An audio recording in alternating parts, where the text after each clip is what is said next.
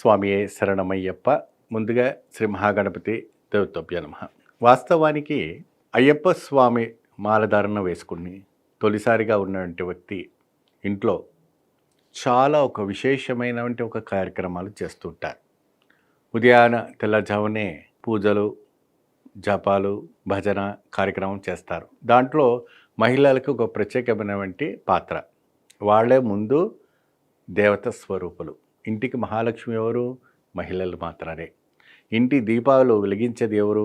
మహిళలు మాత్రమే. మీకు కేరళ, కర్ణాటక, తమిళనాడు సైడ్లో మగవాళ్ళు దీపాలు ఎప్పుడు వెలిగించారు, మహిళలతోనే దీపం ముట్టిస్తారు. అది శబరిమల అయ్యప్ప స్వామి పూజలైనా సరే, అంటే శబరిమలలో కాదు, ఎక్కడైనా అయ్యప్ప స్వామి పూజలో, ఎక్కడైనా కూడా లక్ష్మీ వ్రతాల్లో కానీ ఏ పూజలైనా మహిళలతో దీపారాధన ముట్టిస్తారు. దాంట్లో ఏంటంటే లక్ష్మి వెలిగిస్తుంది.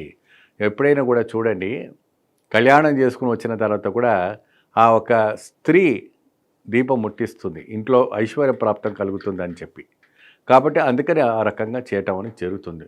వాస్తవానికి ఇక్కడ మాల వేసుకున్న వంటి తొలిసారి మాల వేసుకున్న వంటి స్వామికి మహిళలు ఉదయాన్నే తలస్నానం చేసుకొని చక్కగా ఆయనతో పాటుగా మీరు ఇల్లంతా కూడా వాకిలంతా శుద్ధి చేసి ముగ్గు వేసి చక్కగా గుమ్మానికి కూడా పసుపు కుంకుమలు పెట్టి ఆ స్వామికి కావలసినటువంటి పత్రము, పుష్పము, ఫలం అంతా కూడా పెట్టండి. అయ్యప్ప స్వామికి అర్వాణ పాయసం కాబట్టి మీరు అర్వాణ పాయసం కాకుండా ఏదైనా పాయసం పాలతో చేసి స్వామికి నివేదన పెట్టండి ప్రతిరోజు ఉదయం సాయంత్రం. ఎటువంటి భార్యాభర్తలు కలిసి చక్కగా వ్రతాచరిస్తే, అంటే మాల వేసుకుంటేనే స్త్రీని చూడకూడదు, స్త్రీని పక్కన పెట్టాలా, స్త్రీని దూరం పెట్టుకోవాలా, ఆరు బయట పెట్టాలా, మేము సపరేట్గా అది పూర్వం అటువంటి ఒక అజ్ఞానము తత్వంలో వెళ్ళిపోయినటువంటి మాటలు. కానీ అది కాదు. స్త్రీ సహకరిస్తేనే, అమ్మ సహకరిస్తేనే, వాళ్ళు ఓకే అంటేనే మాలధారణ వెయ్యాలి. ఇక్కడ చాలా జాగ్రత్త వినండి.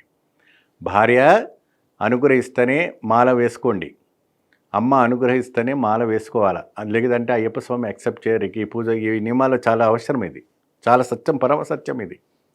కాబట్టి మహిళకి ప్రముఖమైనటువంటి పాత్ర ఉంది. కాబట్టి ముందుగా మహిళలకి నమస్కారం చేసి, భార్య కూడా సగభాగంగా మీకు వ్రతం ఆచరిస్తుంది కాబట్టి ఆ వ్రతం మీరు చేసే వంటి సగం పుణ్యం మీ భార్యకు చేరుతుంది, సగం పుణ్యము మీ భార్యకు చేరుతుంది. ఎందుకంటే మీకు భిక్ష కానీ అన్నిటికీ కూడా ఆవిడ సేవ చేస్తుంది, అన్నింటికి ముందే ఉంటుంది. కాబట్టి ఆవిడ ఒక అనుగ్రహం అనేది కూడా చాలా అవసరం.